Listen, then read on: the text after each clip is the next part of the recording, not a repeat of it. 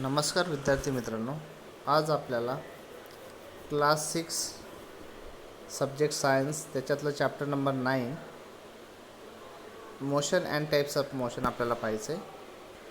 सुरुवातीला बघा, observe and discuss. आपल्याला चित्रांचं निरीक्षण करायचं आहे आणि त्याच्यावर चर्चा करायची आहे. आणि पहिल्या याच्यात आपल्याला दिसतो की फुटबॉल खेळताना एक मुलगा दिसतो आहे, त्याने किक मारलेली, तो फुटबॉल सरळ रेषेत चाललेला आहे. दुसऱ्या याच्यात तो जो टॉप आहे म्हणजे भोवरा आहे, तो एकाच जागेवर फिरतो, तो पण त्याची सतत गती म्हणजे गतीतच आहे, तो मोशनमध्ये आहे. तिसऱ्या याच्यामध्ये तो मुलगा आहे, तो कॅच खेळतोय, बॉल वरती फेकला, तो पुन्हा खाली, म्हणजे वरती जाऊन तो बॉल पुन्हा खाली येणार आहे. ती जे मोशन आहे, मडके वगैरे बनवणार आहे, तर ते एका जागेवर असे फिरणार आहे. In our day to day life we see many moving objects. म्हणजे दैनंदिन जीवनामध्ये आपण अनेक अशा वस्तू बघतो की ज्यांची सतत हालचाल ही होत असते. Moving objects are said to be object in motion. म्हणजे हालचाल होणाऱ्या वस्तू म्हणजे गतिमान आहेत असं आपण मानतो. Discuss which object in above picture R in motion. आपण आत्ताच चर्चा केली की वरील चित्रामध्ये कोणत्या वस्तू गतिमान अवस्थेत दिसत आहेत. What difference are seen in their motion. त्याच प्रकारे त्यांच्या गतीमध्ये कोणकोणते फरक आहेत याचीसुद्धा आपण चर्चा केलेली आहे. आता आपण पुढचा जो टॉपिक पाहणार आहोत तो आहे मोशन. मोशन म्हणजे गती. While waiting for a bus stop other vehicle appear to be in state of motion. म्हणजे बसची वाट पाहत असताना बस थांब्यावर आपण ज्यावेळेस थांबलेलो असतो त्यावेळेस इतर वाहने आपल्याला गतिमान स्थितीमध्ये पळताना आपल्याला दिसत असतात. On the other hand when you are in motion yourself a still object appear to be moving. याच्या व्यतिरिक्त जर आपण गतिमान असताना स्थिर वस्तू गतिमान झाल्याचे आपल्याला भासते. त्याच्यासाठी आपण एक्झाम्पल पाहणार आहोत. The trees are seen to run backward while you are travelling in a train. म्हणजे रेल्वेतून प्रवास करताना आपल्याला मागे पडणारी झाडे याचा अनुभव येतो. If object is seen by an observer to change its place continuously the object is said to be in motion. निरीक्षण करणाऱ्याला एखादी वस्तू जर सतत तिची प्लेस ती चेंज होत असेल, एखाद्या ऑब्जेक्टचं प्लेस ही कंटिन्युअसली चेंज होत असेल म्हणजे सतत जागा बदलत असेल तर ते ऑब्जेक्ट मोशनमध्ये आहे म्हणजेच गतिमान आहे असे आपण म्हणतो. Change of place of an object is called displacement. वस्तूचे विस्थापन म्हणजे स्थान बदलणे होय. Object in motion continuously undergoes displacement. गतिमान वस्तूचे सतत विस्थापन होत असते म्हणजे जो ऑब्जेक्ट्स कंटिन्युअसली मोशनमध्ये त्याचं नेहमी किंवा कंटिन्युअसली डिस्प्लेसमेंट हे होत असतं. Continuous displacement of an object is called motion. वस्तूचे ठराविक वेळेत एका ठिकाणाहून दुसऱ्या ठिकाणी होत असलेले विस्थापन याला वस्तूची गती असं म्हटलं जातं. तर विद्यार्थी मित्रांनो, आता आपण टाईप्स ऑफ मोशन पाहणार आहोत म्हणजे गतीचे प्रकार आपण बघणार आहोत. त्याच्यातला फर्स्ट आहे लिनियर मोशन. लिनियर मोशन म्हणजे रेषीय गती. अ ट्रेन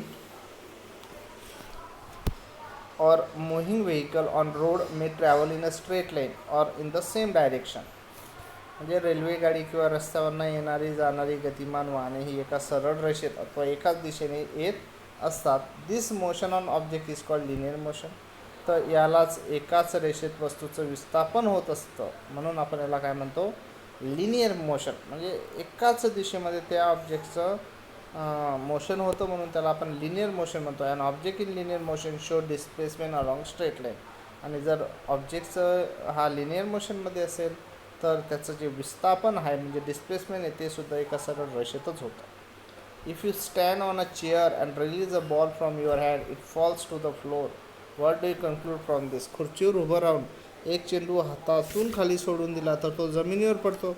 यावरून काय लक्षात येतं तर तो जो बॉल आहे तो सरळ आपल्याला खाली येताना दिसतो. म्हणजे त्याचं जे मोशन आहे जमिनीकडे तो येतोय खाली पण त्याचं मोशन हे लिनियर टाईपचं मोशन त्याचं असतं.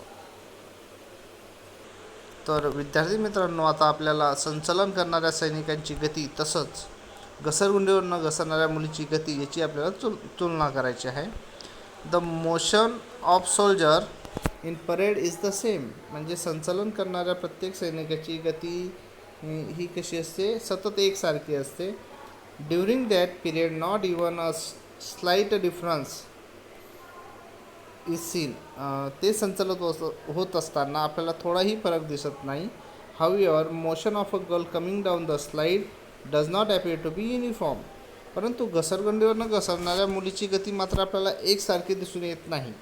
The girls come down faster and faster, म्हणजे वरून खाली घसरगुंडीवरनं येत असताना ती जी मुलगी आहे तिची वेगात मात्र बदल होतो. ती जसं जसं त्या वरून खाली घसरगुंडीवरनं येते तर तिची गती ही सतत वाढत जाताना आपल्याला दिसते.